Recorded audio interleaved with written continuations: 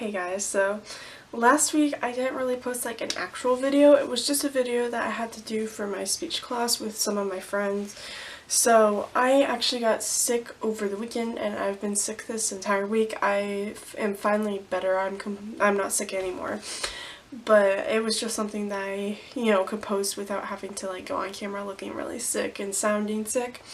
Also today I curled my hair and like normally I like let my hair like kind of loosen and stuff, but this is like a little bit after curling it. It's more just wavy. My hair doesn't really hold curls, and so it looks kind of weird, but we're just gonna go with it. So I was thinking of what I should make this video about, and so I had to do a different speech, and we got to do a how-to topic, and you can talk about anything. And so I decided to do my how-to topic on how to care for a crested gecko. And so I decided that I should turn this into a video because, I feel like when you're looking at animals and trying to see how to take care of them, it's important to get a lot of different views from every different person, go on forums on the internet and also go on and watch videos. And so this video is going to be how to care for a crested gecko. So I actually don't have my crested gecko out and about right now. I wanted to for this video, but I would have had to film the video at night because I really don't like messing with his sleeping schedule during the day, and so I'm gonna leave him to sleep. But he chose a spot where you can really see him. I don't know why he chose that spot. Normally he goes and hides really deep into like leaves and stuff, but you can see him, so you'll be able to see him during this video a little bit. So first off, I've done a lot of research on crested geckos. I've had my crested gecko for 4 years. I've had him ever since he was 6 months old, and I've done so much research, to make sure that I can give him the proper care that he deserves. And so I'm going to tell you how to like set up their cage, what to feed them, and how to control temperatures and stuff in the cage. So first off, we're going to be talking about the cage size and how it should be set up. So I think cage size is probably the only really controversial topic about caring for crested geckos. Some people think that you should have them in like the smallest 12 by 12 by 30 cage.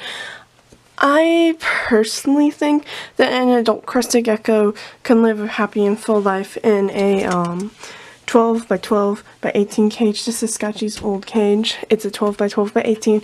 It's an Exoterra. These are really nice because, sorry I'm filming it in my closet, it's just because when I take this down, it's really heavy, and each time I feel like I'm gonna drop it. So it has nice doors.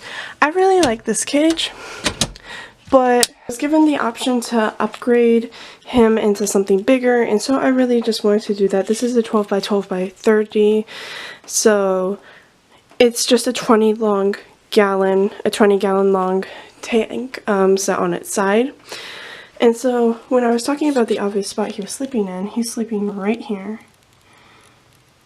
I don't know why he chose that spot. It's really random. Normally he'll sleep back here or like inside his hide, but like he's sleeping there. So now about cage decorations and stuff. You really just want something where the crested gecko will be able to hide a lot. People go like insane when they're building these cages. Like some people like do natural living ones, which I would really like to do, but I can't do it for this type of cage. If you look at how they're set up, they're always set up in Exoterras because Exoterras have a glass piece right here and you have to have a drainage layer and stuff. And this cage just, I don't think I could do a natural one in here. Plus it can be kind of expensive. So you just really want these like fake leaves that you see all around the cage. That's like one of the biggest things that you're going to want.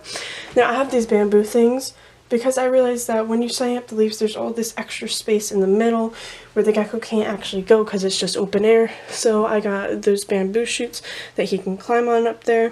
Now I also have this vine that I can twist and turn and mold into the cage. I think those are really good to have. I do have a live plant in here. You don't have to have a live plant. It just helps hold moisture and humidity. And yeah, I also have a piece of cork bark back here, but you probably can't see it because there's a leaf vine in the way. And then I also have a hide so he can go in there and be completely away from me if the leaves aren't giving him enough coverage. So now on to temperature and humidity. So you can see back there I have a temperature and a humidity gauge. It's a 2-in-1. This may not be the most accurate because I got kind of a cheap one. Oh, did I wake him up? I woke him up. Sorry, baby. Okay, but I got him a kind of cheap one. It should be about approximate. Now right now his humidity is really low. That's one thing I've noticed since switching him to a 20-gallon is it's hard to keep his humidity up, so I put some moss in there and stuff. Which actually I forgot to mention is not only are you going to want leaves and stuff, you're also going to want substrate that will hold in moisture. I use cypress mulch. Some people use coconut fiber. There's so many different options. But yeah, that's just the temperature and humidity gauge. Temperature should be about 75 to 80 degrees. It can drop a little bit into the low 70s, a little bit into the high 80s. I don't have my glasses on, but it's like, it's in the lower 70s. Probably like 73, 74. Now, when talking about the heat and humidity, that is another controversial topic because some people believe that they can stay room temperature and I have to have a heat lamp and stuff. I have a heat lamp for my Crested Gecko, but that can dry out the air when it's on. And some people argue that red bulbs still disturb animals, or I don't really know, I haven't looked that deep into the argument. I've never seen Scotchy be affected when I use red bulbs. I have a black bulb right now. So yeah, when it comes to humidity for Crested Geckos is actually extremely simple. So many animals have like really intense humidity like challenges and stuff, but Crested Geckos, literally I just have a spray bottle. I just gotta spray down his cage 3 times a day. I actually didn't spray down his cage today, so that could be why the humidity is so low.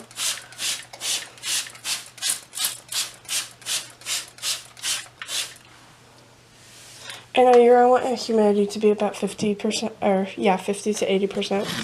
So if you look, you can see that gauge rising. It gets really low in this tank. I don't really know how to fix it, but it's going higher. Also, it's kind of tilted because Scotchy likes to climb on it.